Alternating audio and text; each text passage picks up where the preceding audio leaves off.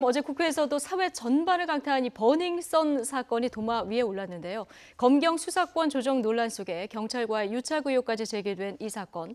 사법당국이 어떻게 수사할지 관심이 모아지고 있습니다. 이종근, 최영일 시사평론가 두 분 모셨습니다. 어서 오십시오. 안녕하세요. 네. 자, 어제 정준영 씨, 승리 씨, 그리고 유리홀딩스 대표 세 사람이 이제 한꺼번에 조사를 받았는데요. 네. 사실 가장 관심이었던 것이 카톡방 대화 속에 등장한 경찰총장이 도대체 누구냐, 네. 이 부분 아니었겠습니까? 일단 좀 윤곽이 드러나는 것 같습니다. 총경급 인사다, 여기까지 좀 얘기가 나왔거든요. 네, 그렇습니다. 경찰총장, 그러니까 경찰청장이 아닌 총장이었기 때문에 과연 계급이 어떻게 되고 보직이 어떻게 되느냐 굉장히 궁금했는데요. 네. 일단 경찰 측에서 나온 정보에 의하면 총경급이다라고 네. 이야기가 됩니다. 계급에 대해서 사실 시청자들 잘 모르실 예. 테니까 총경급이라는 건 지금 서장, 그러니까 그렇죠. 왜 이 경찰서의 서장급이고요. 네. 사실 우리는 경찰청장이 아니겠느냐. 그런데 사실 서장 이후에도 계급이 네 가지가 있습니다. 그래서 경무관부터 치안관, 치안총감, 치안정감 이렇게 네 계급이 있는데 그 중에서 우리가 보통 그런 계급으로 이야기하지 않잖아요. 예. 경무관급이다 하면 이렇게 내가 경무관을 알아 이렇게는 얘기 안 하죠. 예. 대개는 내가 무슨 서장을 알아 아니면 내가 경찰청장을 알아 이렇게 사실 하니까 계급보다는 어떤 보직이 어떤 보직이냐 예. 이게 아마 궁금했을 겁니다. 예. 그런데 이제 총경급이다 하는 건 서장을 네, 이야기하는 일선 경찰서의 것이다. 서장인 거죠. 근데 이제 이게 두 가지가 문제입니다. 하나는 지금 이것을 제보한 방 변호사가 뭐라고 얘기했냐면 서장 이상이다라고 얘기했거든요. 그렇죠. 그런데 총경급이다라고 얘기하면 그 사실과 지금 어긋나고 있고요. 그러니까요. 또 경찰의 말을 다 신뢰할 수 있느냐, 자신의 최고위층을 언급할 수가 있겠느냐. 그러니까 어차피 지금 이것은 경찰의 어떤 그런 자기 이 살을 도려내야 되는 어떤 이야기인데 전체 수사를 그러니까 전체적으로 수사를 한 다음에 믿을 수 있는 것이지 지금 현재 총경급이다, 경무관급이다 이건 믿을 수 없다라는 비판이 지금 앞서고 지금 있습니다. 총경급 인사다 이렇게 경찰에서 얘기가 나오고 있습니다만은 이건 조금 더 두고 봐야 네네. 된다 이런 의견이신데 어쨌든 만약에 총경급이라고 한다고 네. 하면은 지금 일선경찰서 서장, 그러니까 서대문 경찰서장이라든가 그렇죠. 강남경찰서장이라든가 서초 이런 직위를 네. 얘기를 하는 건데 어제 세 사람을 다 조사를 했잖아요. 대질 조사도 했고 맞습니다. 경찰은 지금 파악하고 있지 않을까요? 파악하고 있겠죠. 예. 모르면 이상한 거죠. 모르면은 무능력한 거고요. 네. 그러니까 알고 있는데 지금 아까 말씀하신 대로 조금 쉽게 말씀드리면 총경급이다 이렇게 얘기를 흘린 것은 혹시 물타기 아니냐. 그러니까 적정한 선에서 꼬리 네. 자르기를 하려고 하는 사전 시도 아니냐라는 이제 의혹도 있을 수는 있는 거예요. 예. 그래서 이건 경찰은 좀 어제 국회에서 또 그제 기자회견에서 민가병 경찰청장이 현직에 계신 분이죠. 직접 밝힌 바대로 철저하게 수사해서 엄단하겠다. 네, 명운을 걸고 발본색원하겠다. 수사하겠다 네, 얘기를 경찰 했습니다. 명운이 걸려 있습니다. 실제로 예. 이 사건에. 그러면 이제 이 수사된 내용에 대해서는 조금 명확한 브리핑을 오히려 하는 것이 오해를 불식시키는 길이다. 네. 국회에서도 물어보잖아요. 그래서 좀 국회도 전 답답한 것이 국회가 지금 언론을 따라오지 못합니다. 뒷북이에요. 예. 우리가 그저께 한 얘기 어제 하고 계시고 이제 그런 상황이에요.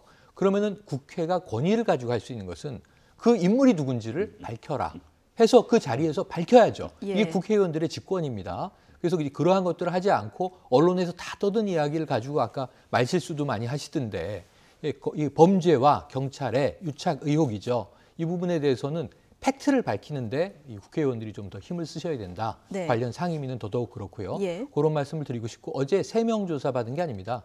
4명 조사받았습니다. 예. 제일 이제 지금 드러난 게 승리 씨 16시간, 정준영 21시간. 예. 여기에 가장 지금 화제를 받고 있는 승리 씨와 유리홀딩스 공동대표 네. 유모 씨, 연예인의 남편으로 알려져 있죠. 이 인물이 지금 제일 관심이 큽니다. 일반인이었기 때문에. 예. 그러고 그 단톡방 그룹에서 가장 맏형 노릇을 하면서 투자 같은 것을 연결하는 좀 주요 역할을 해요. 예. 그리고 경찰 고위층과 이 친분이 있다는 것도 이 사람이에요.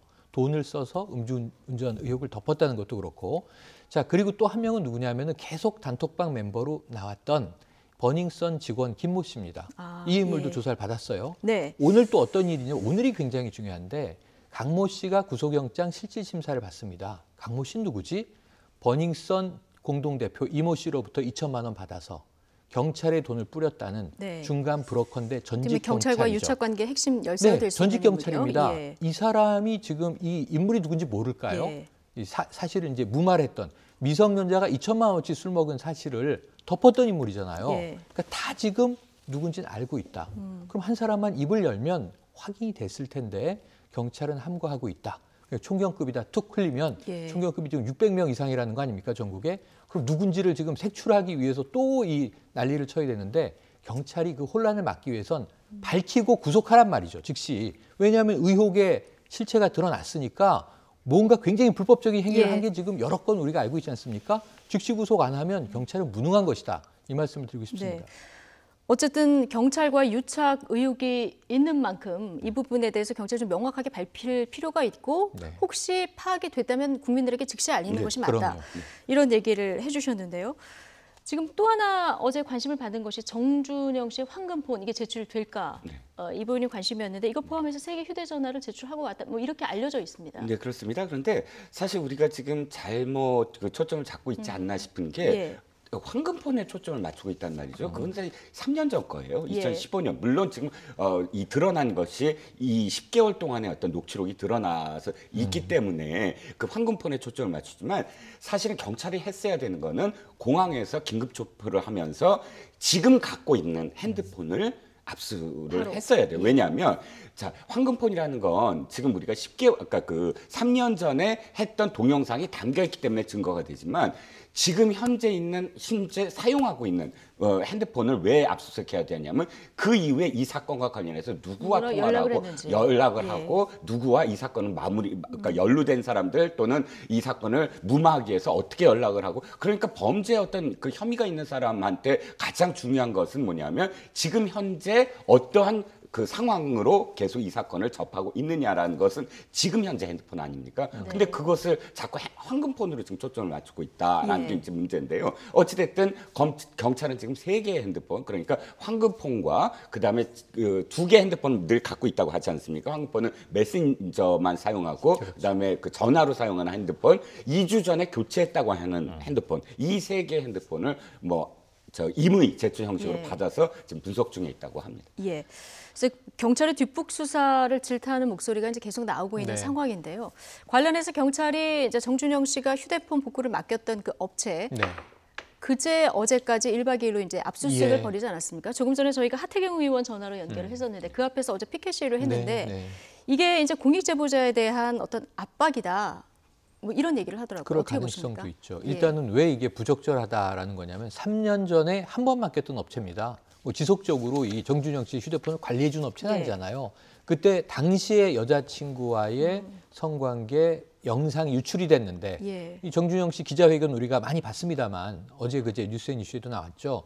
이거는 몰카 아니라고 얘기를 하잖아요. 장난으로 찍은 것이고 그 여성도 알고 있었기 때문에 합의하에 찍은 것이다.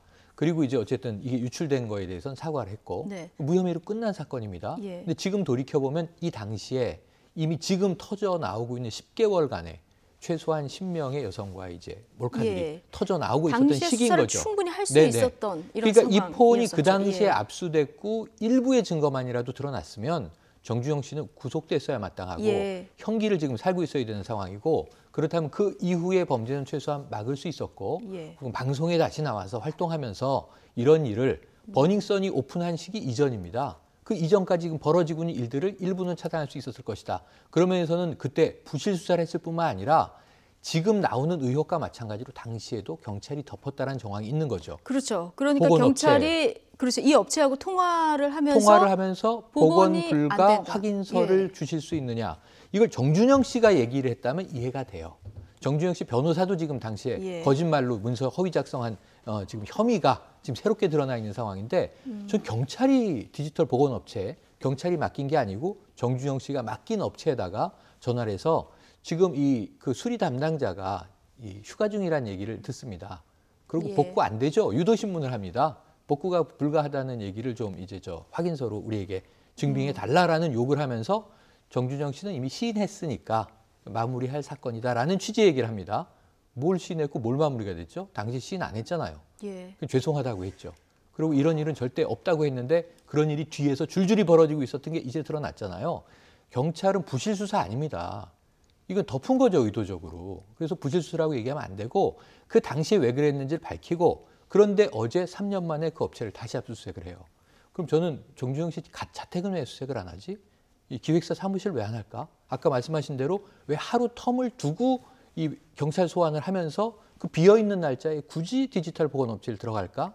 그러면서 아무것도 못 찾았다는 이 속보도 나오고 USB에 백업된 자료를 찾았다는 지금 속보도 나오고 예. 경찰은 아무것도 확인을 안 해주고 뭘 했는지를 좀 밝혀야죠. 의혹만 커지는 예. 상황입니다. 어쨌든 유착 의혹이 일다 보니까 지금 이 관련 자료를 제보를 받은 권익위도 자료를 이제 검찰로 넘긴 이런 상황입니다.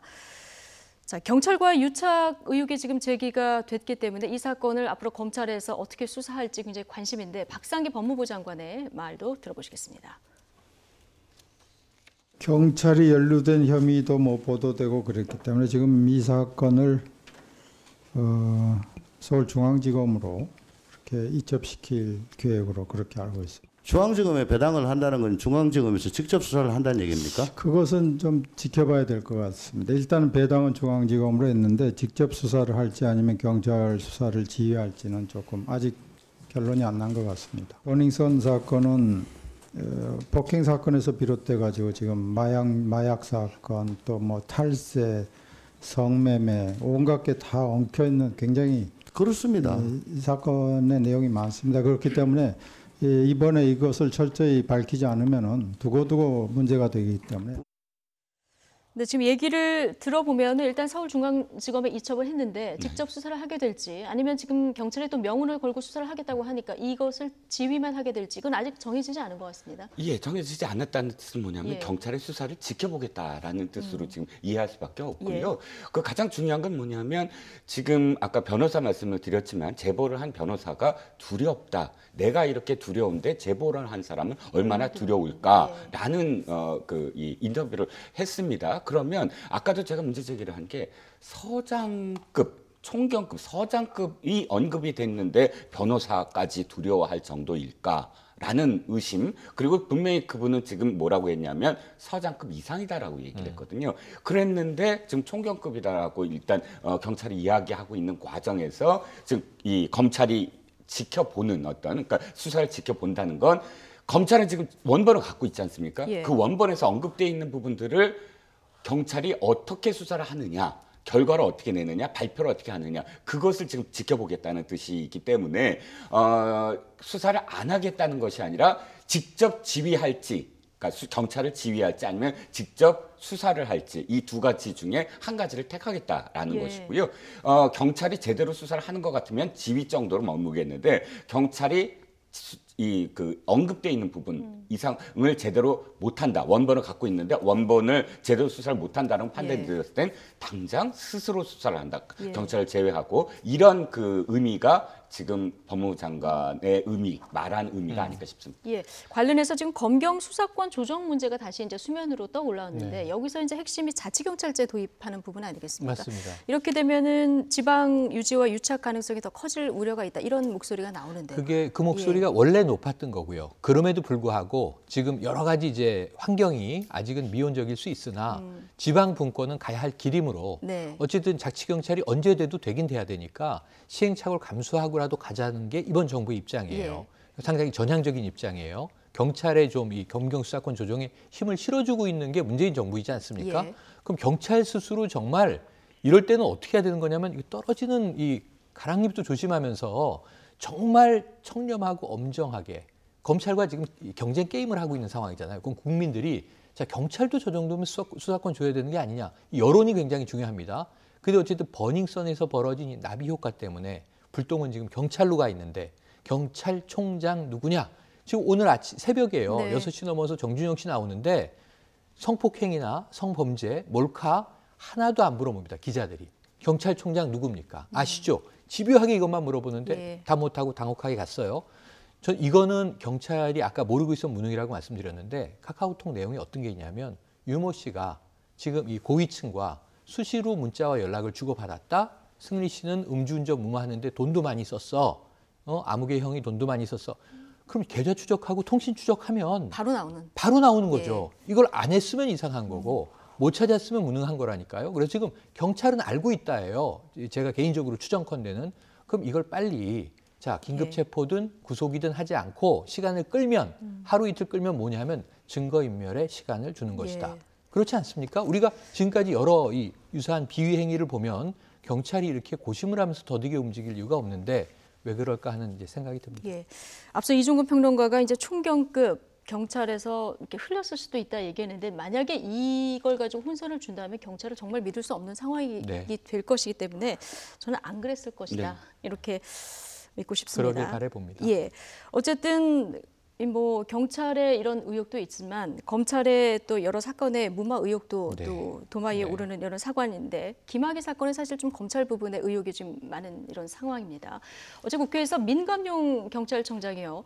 별장 성접대 사건에 대한 입장을 밝혔는데 영상 속 인물은 김학의 전 차관이 확실하다고 이렇게 얘기를 했습니다. 6년 전에 무혐의 처분을 받은 이유는 무엇이었을까요? 들어보시겠습니다.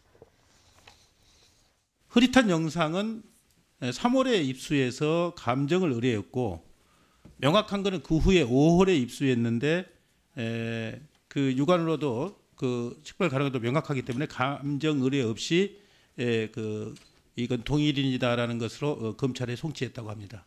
흐릿한 거에 대해서 지금 가능성을 배제할 수 없음이라는 감정서까지 받아놨음에도 불구하고 무혐의 처리를 했다는 것이 지금 문제가 되는 거네요. 네, 그렇습니다. 그럼 경찰은 지금 수사를 정확히 다 했다는 거고요. 네, 검찰에 올라가서 이것이 그냥 없어졌다는 얘기가 되는 거네요. 네, 자, 김민기 민주당 의원 얘기까지 들어보셨는데 어쨌든 민감용 경찰청장은 육안으로도 확인할 수 있을 정도였다. 동영상 속 인물을. 그런데 이게 이제 증거 불충분으로 무혐의 처분이 내려졌거든요.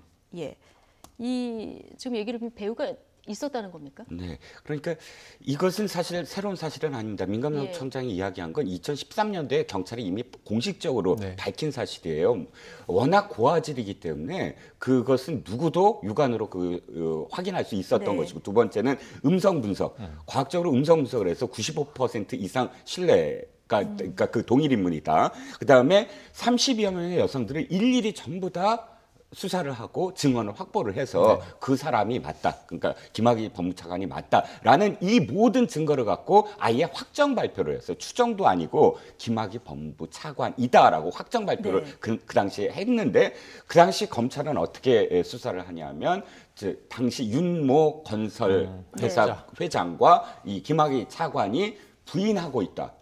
아니 범행을 저지른 사람이 부인하고 있다는 것을 무혐의 처분의 첫 번째 사유로 들거든요. 부인하고 있고 또 이 30명의 여성들의 신원을 특정할 수 없다. 특정할 수 없다는 건 실제로 조사를 하지 않았다는 또 다른 그 의미거든요. 그러니까 조사도 가택수색도 안 하고 조사도 안 하고 그 두 사람이 부인하고 있다는 이 세 가지 이유만으로 무혐의 처분을 했다면 당시에 법무차관 이상 예를 들어서 최소한 김진태 검찰총장이나 아니면 당시 법무부 장관이었던 황교안 장관이 이것에 대해서 어떠한 역할을 하지 않았는가. 당시부터 이제 뭐 그 의혹이 있었는데 그 의혹을 지금 또 다시 이제 왜 지금 이야기가 되냐면 이 대검이 그러니까 검찰이 제대로 수사를 못한 사건에 대해서 진상조사단이 지금 활동을 하고 있는데 며칠 남지 않았거든요. 기한이 연장이 아마 안 될 것 같습니다. 그러니까 이번 달 내로 이 사건이 이제 종결이 돼야 되는데 아마도 더불어민주당 의원은 그것을 다시 환기시키려고 이 2013년도에 이미 경찰이 발표한 내용을 다시 한번 물어본 것 같습니다. 지금 말씀하신 대로 당시 법무부 장관이 황교안 지금 한국당 대표고요. 맞습니다. 그리고 민정수석의 곽상도 한국당 의원인데 자 여기에 대해서 어떤 그 무혐의 처분 과정에 영향력이 있었느냐 이런 의혹이 있었는데 여기에 대해서 인사검증 부실 의혹에 대해서 이제 이 부분에 대해서는 보고가 없었고 당시에 검증할 때는 이런 부분이 없었다. 이렇게 이제 해명을 했습니다. 그러니까 몰랐었다. 쉽게 말하면 인사에선 이런 사안이 걸리지 않았다. 사실 이 사안이 아까 승리 게이트하고 똑같이 나비 효과인 게요. 뭐 경찰이 인지수사하고 이런 게 아니고 엉뚱하게 불륜 관계에 있었던 남녀가 개인적으로 다투다가 그러니까 그 건설업자 건설업자와 그의 내연녀가 금전 관계로 다투다가 그 여성의 외제차를 윤모 씨가 사용했는데 그걸 뺏어오는 과정에서 심부름시켰던 박모 씨가 차 트렁크에서 CD들을 발견한 거죠. 그래서 우선 최소한 11개의 이 파일이 존재하고 여기는 7명의 인물이 등장하는 것으로 얘기가 됐고 그중에 제일 이제 기폭제가 됐던 게 김학의 법무부 차관이 있다로 시작이 된 거예요. 네. 그러다 보니까 이제 이것도 엉뚱하게 튀어나온 사건인데 몰랐을 수 있다고 봅니다. 하지만 인지하고 나서 차관에 대해서 야당이 질타하고 이제 결국 이것 때문에 물러나거든요. 예. 무혐의가 되잖아요. 검찰 수사 단계에서 아주 이상하게 무혐의가 돼요. 2번이나 그래요. 2012년, 2013년. 네.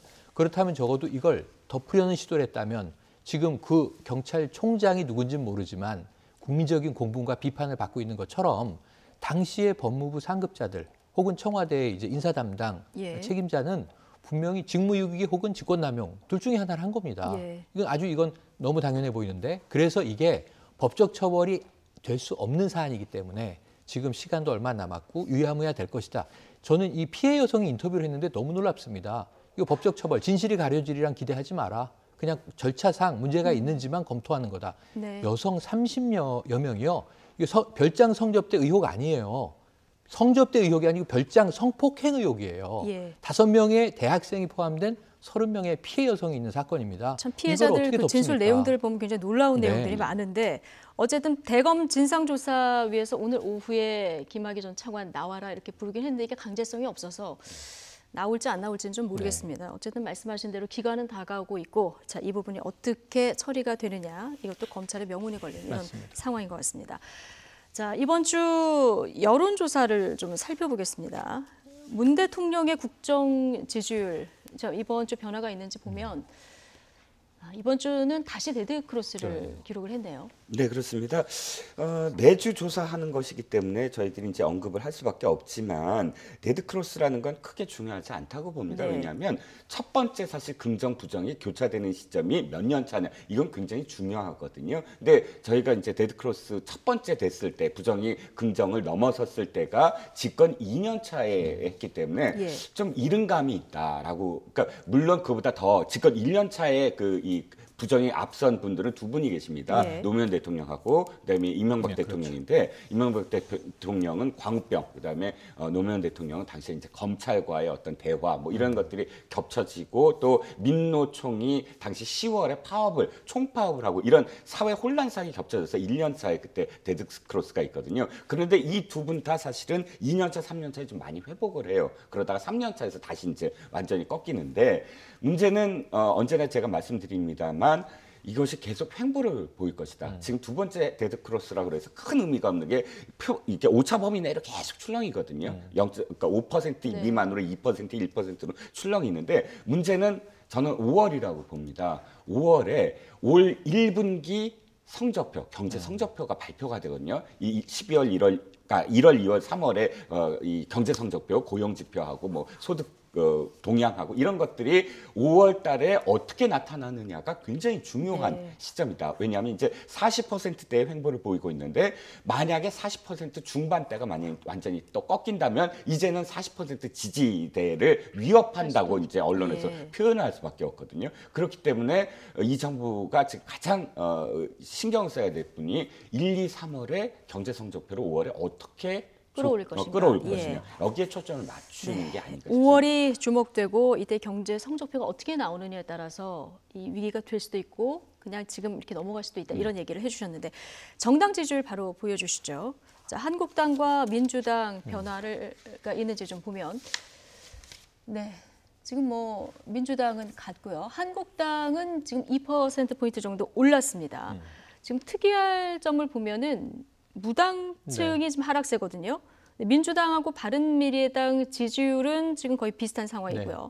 그렇다면 이제 한국당이 최근에 여러 가지 발언들을 이어가고 예. 있는데 이런 선명성을 부각하는 전략이 좀 성공했다 이렇게 볼 수 있을까요? 선명성을 부각하는 전략이 성공했다기보다는 네. 지지층이 움직이자 거기에 편승했다. 저는 이렇게 이 선후를 좀 거꾸로 해석을 하고 거꾸로, 싶습니다. 왜냐하면 지금 무당층 아주 단순 해석을 해보죠. 무당층 22%가 2% 빠진 게 사실은 보수 성향을 가지고 지지하던 정당이 있다가 과거 새누리당에 실망해서 빠져서 정당 지지를 유보하고 있었던 분들이 자 바른미래당과 이 자유한국당의 경쟁을 지켜본 바 네. 뭔가 비전이 보이지 않는다.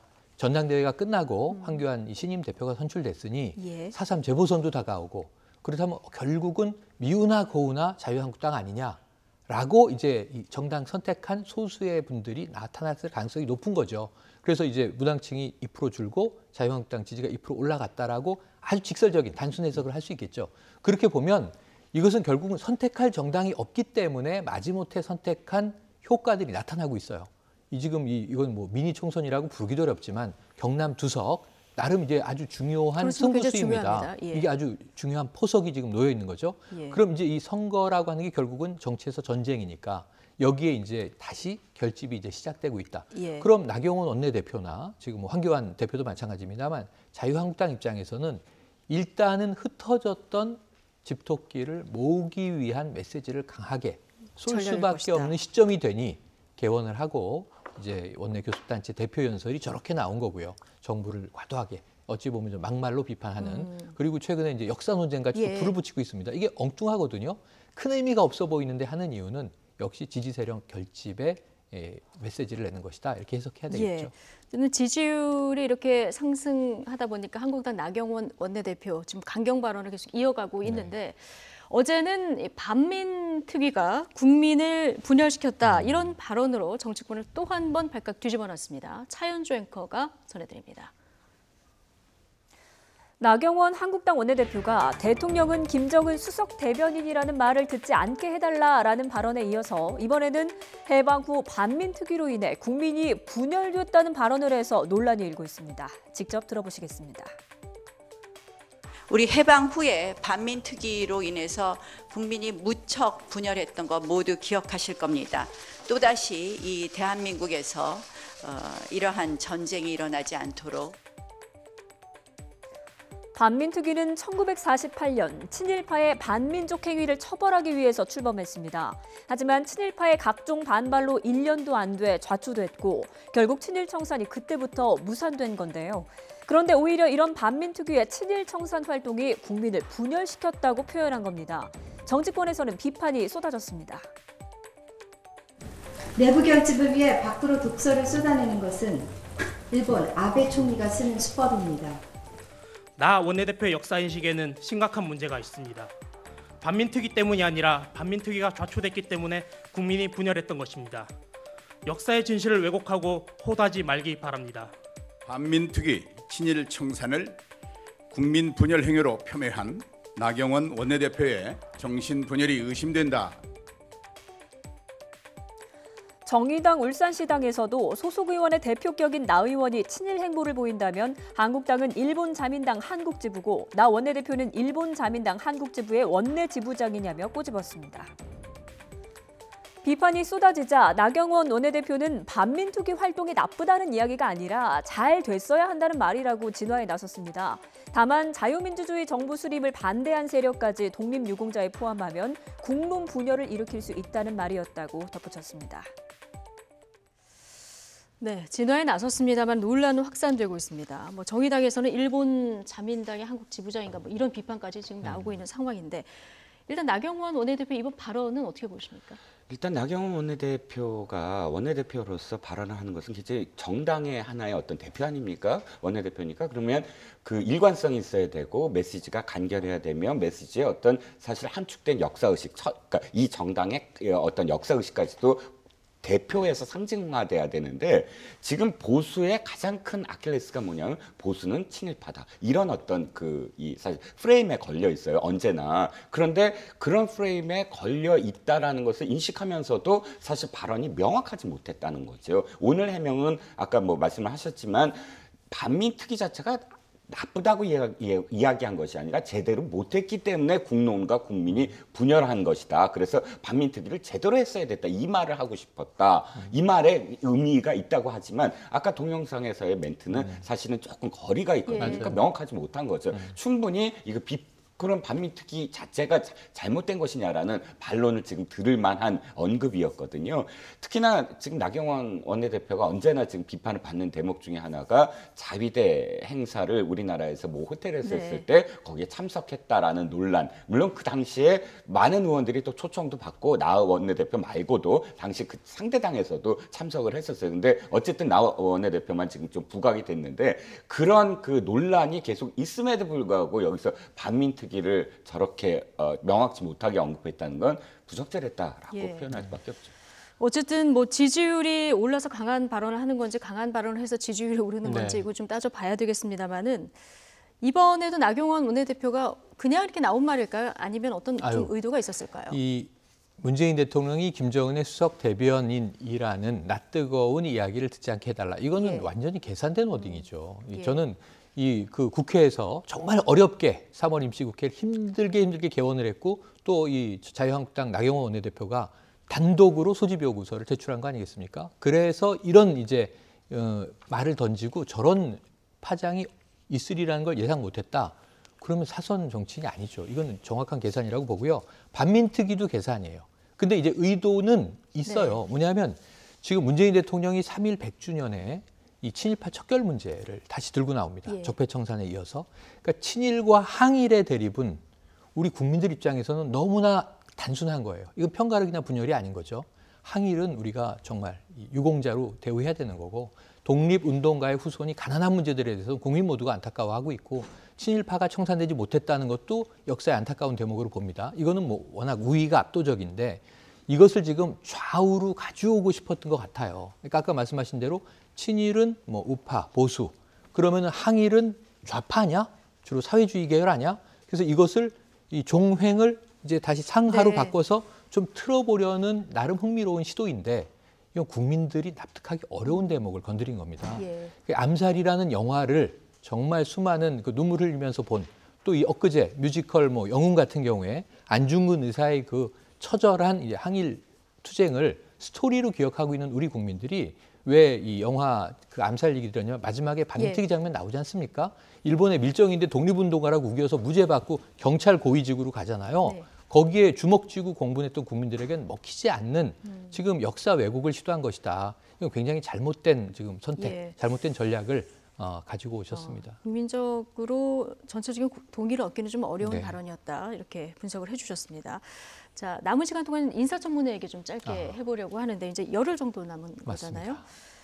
오늘 25일에 이제 최종욱 국토부 장관을 시작으로 해서 이제 줄줄이 순차적으로 열리는데 지금 의혹이 하나 둘씩 좀 나오고 있는 상황입니다. 지금 네. 야당에서 가장 그 벼르고 있는 사람은 누구일까요?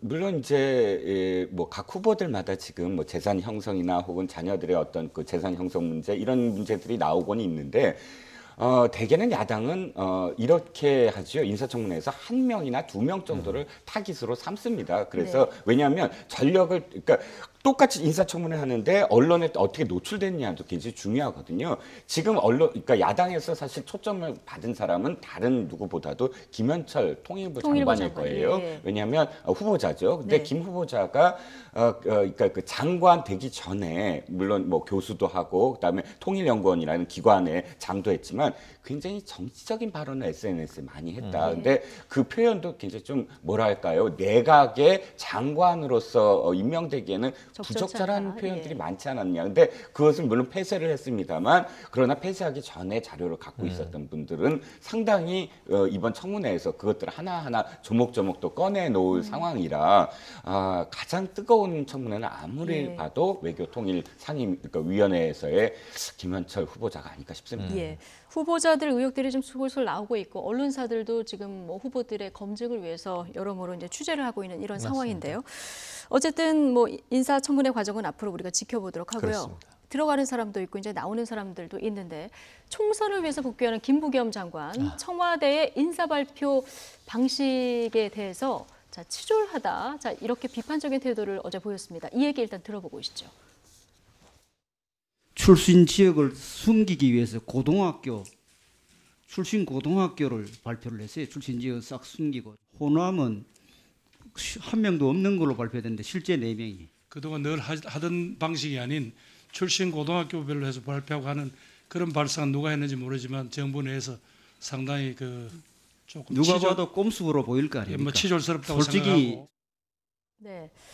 그러니까 출신 지역이 아니라 네. 고등학교로 이렇게 표기를 하다 네네. 보니까 호남 의원이 없는 것처럼 착시 현상이 있었다. 이런 비판이 사실 있었는데 네. 이 부분에 대한 질의가 있었던 겁니다. 여기에 맞습니다. 대해서 김부겸 장관 어제 마지막 국회 업무보고였는데 그렇죠. 치졸했다 이렇게 솔직히 얘기를 했습니다. 이걸 누가 예. 했는지 모르지만 누가 했냐면 청와대가 한 거죠. 청와대가 했다고 얘기했습니다. 왜냐하면 이것은 지연 때문에 이 지역 연고가 이 지역 계속 이 갈등을 일으켰던 과정에서 이 지역이 또 어디 뭐 호남 어디 뭐 전라남도 어디 또는 뭐 경상남도 어디 지역을 발표하지 않습니까? 그럼 이걸 가지고 우리나라에서 흔히 탕평이냐 아니냐 얘기를 해요. 예. 이번 인사도 당연히 그렇게 보겠죠. 7명의 대폭 개각이니까요.